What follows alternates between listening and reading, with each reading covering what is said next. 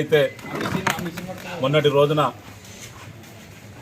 TRS party నాయకులు senior నాయకులు తెలంగాణ ఉద్యమంలో పోరాటం చేసి తెలంగాణ సాధించిన నాయకులు పెద్దలు గౌరవనీయులు ఏనుగు మనోహర్ రెడ్డి గారు మాట్లాడుతూ మాకు సిగ్గుండాలి, దాని మీదనే నేను ఇలా చర్చకు సిద్ధం, సిగ్గువలకుండాలనో ఏదైతే ఏ ఊర్లో అయితే తప్పిపోయిర్రో అదే ఊరికి పోయి మీ నాయకుని కేటీఆర్ని తీసుకొని మీరు రారి మేమస్తాం. నీవు 10 సంవత్సరాలు టీఆర్ఎస్ పార్టీ అధికారంలో ఉన్నాక ఎందుకు హై లెవెల్ బ్రిడ్జీలు నిర్మించకపోవడం మీ తప్పు అవుతుందా మా తప్పు అవుతుందా? అధికారంలో ఉన్నది టీఆర్ఎస్ పార్టీ. 10 సంవత్సరాలు షాడో ముఖ్యమంత్రిగా ఈ రాష్ట్రానికి మంత్రిగా పనిచేసిన కేటీ రామారావు గారు గురించి మాట్లాడితే నీకెందుకు ఉనికొచ్చింది? నీకేం అవసరం? అక్కడి నాయకులు మాట్లాడాలి, సిరిసిల్లకు సంబంధించిన నాయకులు. అది నిజం, వాస్తవం కాబట్టి అక్కడ నాయకులు ఎవరు మాట్లాడలే. నువ్వేదో జబ్బలు దరుచుకొని నీకేదో పదవి వస్తుందని ఆశ కొద్దీ మాట్లాడడం అది నీ అవివేకం. నీకు జీవితంలో ఏ పదవి రాదు, నువ్వేమి కావు, గంతే నీ సంగతి మర్చిపో. ఇంకోటి, మా నాయకుడు ఇప్పుడు వేములవాడ పట్టణాధ్యక్షులు చంద్రగిరి శ్రీనివాస్ గౌడ్ మాట్లాడారు. దానికి నువ్వు మా నాయకుడు ఆది శ్రీనివాస్ దాకా అవసరం లేదు. నీకు దమ్ముంటే ఈ సవాల్ను స్వీకరించు. ఇప్పుడు చంద్రగిరి శ్రీనివాస్ గారు ఆటో యూనియన్ అధ్యక్షునిగా ఉన్నాడు. ఆ ఆటో యూనియన్ అధ్యక్ష పదవికి రేపు రాజీనామా చేస్తుండు. నీకు సభ్యత్వం కూడా ఫ్రీగానే ఇస్తాం. నువ్వు మా శ్రీనివాస్ గౌడ్ మీద ఆటో యూనియన్ ప్రెసిడెంట్గా గెలవాలని కోరుచున్నాను.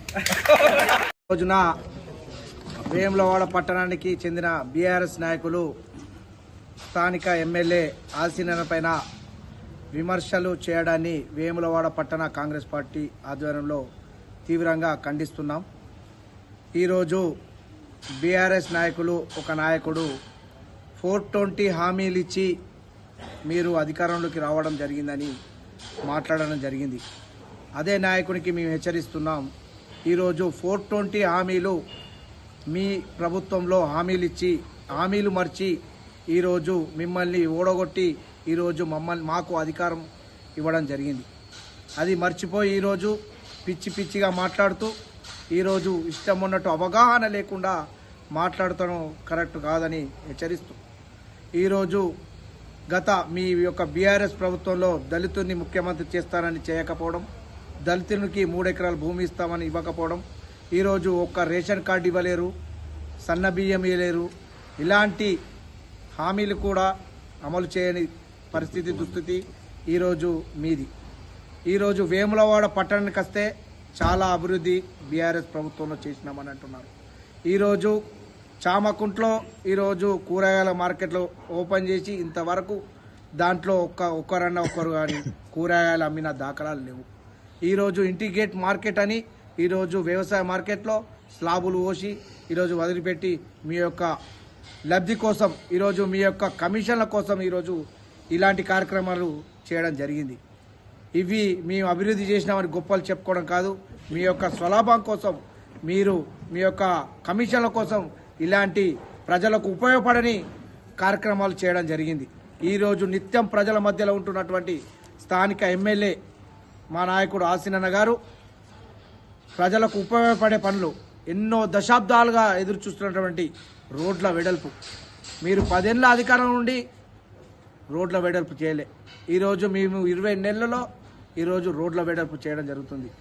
2వ బ్రిడ్జి కూడా ఈరోజు రాష్ట్ర ప్రభుత్వం చేత ఈరోజు 200 యూనిట్లకి కరెంటు కానీ, 500 రూపాయలకి గ్యాస్ సిలిండర్ కానీ, ఈరోజు సన్న బియ్యం కానీ, ఈరోజు 5 లక్షలు ఉన్న ఎస్క్రిస్టియా 5 లక్షలు ఉన్నటువంటి ఆరోగ్యశ్రీ ఈరోజు 10 లక్షలు పెంచుకోవడం కానీ, ఈరోజు మహిళలకు ఉచిత బస్సు కానీ, ఈరోజు అనేక సంక్షేమ పథకాలు, ఇల్లు లేని వారికి నిరుపేదలకు ఈరోజు డబుల్ బెడ్రూమ్ ఇచ్చి 114 మందికి ఈరోజు బస్ డిపో అక్కడ ఇవ్వడం జరిగింది. జాగ్రత్త, నోరు అదుపులో పెట్టుకొని మాట్లాడాల్సిన అవసరం ఎంత ఉంది. ఆ నాయకుడు ఎక్కడ కూడా పోటీ చేయలేడు, ఏ స్థానిక సంస్థల ఎన్నికల పోటీ చేయలేడు. ఈరోజు అతడు కూడా మాట్లాడే స్థాయి అయింది ఎమ్మెల్యే గారి మీద. అతనికి మాట్లాడే అర్హత కూడా లేదని హెచ్చరిస్తూ ఈరోజు బహిరంగ చర్చకు మేము కాంగ్రెస్ పార్టీ నాయకులు అందరూ సిద్ధం. ఈ వారికే మేము సిద్ధమని చెప్పాం. చెప్తే వాళ్ళు ఎమ్మెల్యే గారు రావాలని అంటున్నారు. ఎమ్మెల్యే మీ స్థాయికి ఎమ్మెల్యే అవసరం లేదు, మేము సరిపోతుంది. గుడి ముంగట కానీ ఎక్కడ కానీ బహిరంగ చర్చకు సిద్ధం. మీరు 10 సంవత్సరాలు ఏం చేశారు, మేము 20 నెలల్లో ఏం చేశామనేది చర్చకు సిద్ధం. కాబట్టి ఖబర్దార్, ఇంకోసారి ఆసిరన్న గారు కానీ ప్రభుత్వాన్ని కానీ విమర్శిస్తే నాలుక చీరేస్తామని కూడా హెచ్చరిస్తున్నాం. నిన్నటి రోజు టీఆర్ఎస్ నాయకులు మాట్లాడడం జరిగింది. పెద్దలు స్థానిక ఎమ్మెల్యే ప్రభుత్వ పెద్దలు ఆది శ్రీనివాస్ గారి మీద మరియు వేములవాడ కాన్సెన్స్ మీద, వేములవాడ పట్టణం మీద వారు మాట్లాడడం జరిగింది. వారు మాట్లాడే ముందు ఒకసారి వాళ్ళు 10 ఏళ్ళు ఏం చేసిర్రో వాళ్ళు ఆలోచించుకుంటే బాగుండేదని కూడా నేను మనవి చేస్తున్నాను. ఇంకొక విషయం మాట్లాడారు, యూరియా దొరకలేదు, రైతులు చాలా ఇబ్బంది పడుతుర్రు అనే విధానం వాళ్ళు మాట్లాడారు. మన రాష్ట్రానికి ఈ 8వ నెల 31వ తారీఖు వరకు మనకు 830 కోట్ల మెట్రిక్ మనకు యూరియా రావాలి. దాన్ని కేంద్ర ప్రభుత్వం ఏం చేసింది, 5,666 లక్షల మెట్రిక్ టన్నులు మనకిచ్చింది. ఇంకా 3,640 లక్షల మెట్రిక్లు మనకు రావాలి. అది రాకపోవడంతో ఇక్కడ కొరత జరిగింది.